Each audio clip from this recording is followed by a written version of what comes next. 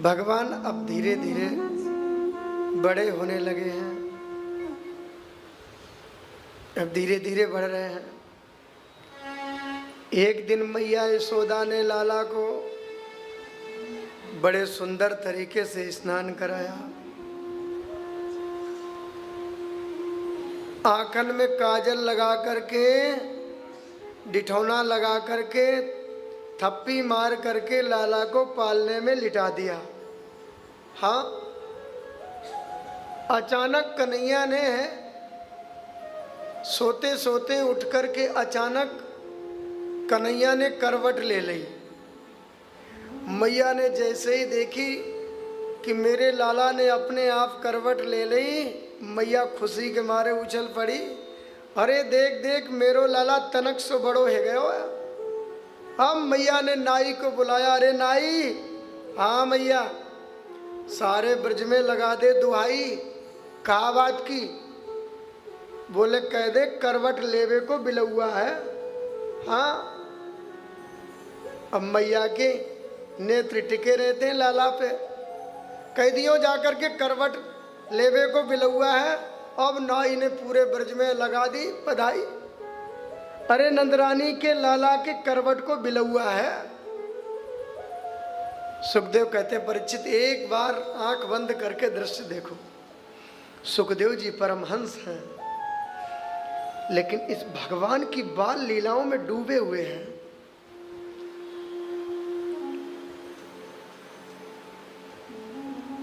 डूब करके परीक्षित को ये सब कन्हैया के जीवन के, भगवान के बाल लीलाओं का श्रवण करा रहे हैं। नाई ने जाकर के सब ब्रज में दुहाई लगा दी। अब तो गोपियां सज धज करके आ गईं। अरे नंदरानी जी बधाई है। मैया बोली बहन बधाई है, धीरे से बोलो, मेरो लाला अभी पालने में सोए हुए है, जग जावे को। गोपियां नाराज है गई। नाराज है के बोली मैया, जब तेने अपनो छोरा ही सुभानो तो हमें काहे को बुलाई? हम आई हैं, नाचेंगी गाएंगी शोर मचाएंगी। मैया बोली कोई बात नहीं, चिंता मत करो। मैया ने लाला का पालना लिया और भवन के बाहर बैलगाड़ी खड़ी हुई थी। उस बैलगाड़ी के नीचे कन्हैया के पालने को टांग दिया और जितने माट मटका थे दही के दूध के सब उस बैलगाड़ी पे रख दिए। मैया यशोदा के दादी सासू के जमाने के चिकने चिकने मोटे मोटे मटका। पुराने समय में मटका बड़ा संभाल के रखती थी माताएं। बोलो जय श्री कृष्ण। हाँ, प्राणों से ज्यादा प्यारे मटका होते थे। हाँ? दूध घी सब पी कर के खूब मोटे ताजे मटके भी। और मैया ने उठाकर वही जहां पर कन्हैया टंगे हुए वही बैलगाड़ी पे सब रख दिए। बहन अब तुम प्रेम से नाचो गाओ, खूब अल्लाह करो। अब कोई बात नहीं, मेरो लाला आराम कर रहे हो। अब ब्रज गोपियों ने सुंदर बधाई गाई।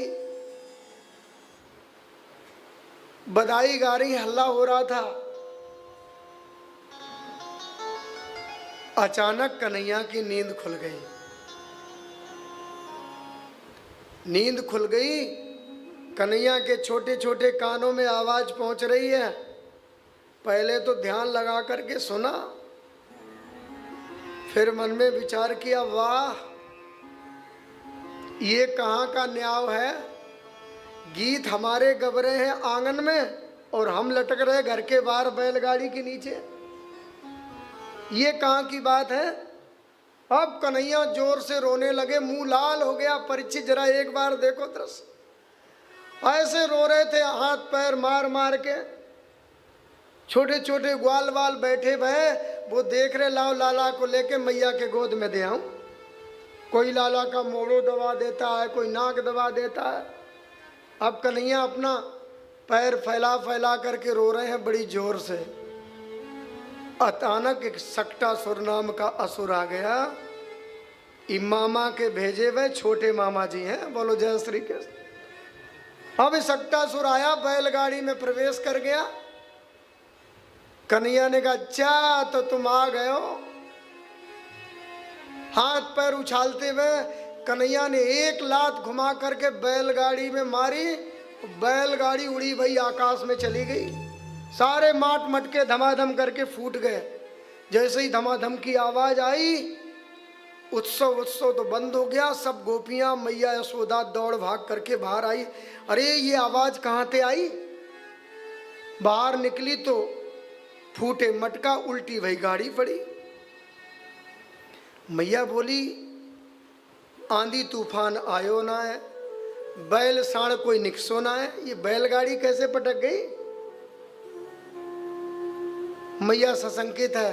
इतने में छोटे छोटे बालक आए। मैया हम बताएं? हाँ बताओ। जैसे ही तू लाला को पालने में लिटा करके घर के अंदर गई, वाही समय तेरो लाला रोवे लगो। मैया रोते, मैंने सोचा लाला को लेकर के मैया के गोद में दे आऊं।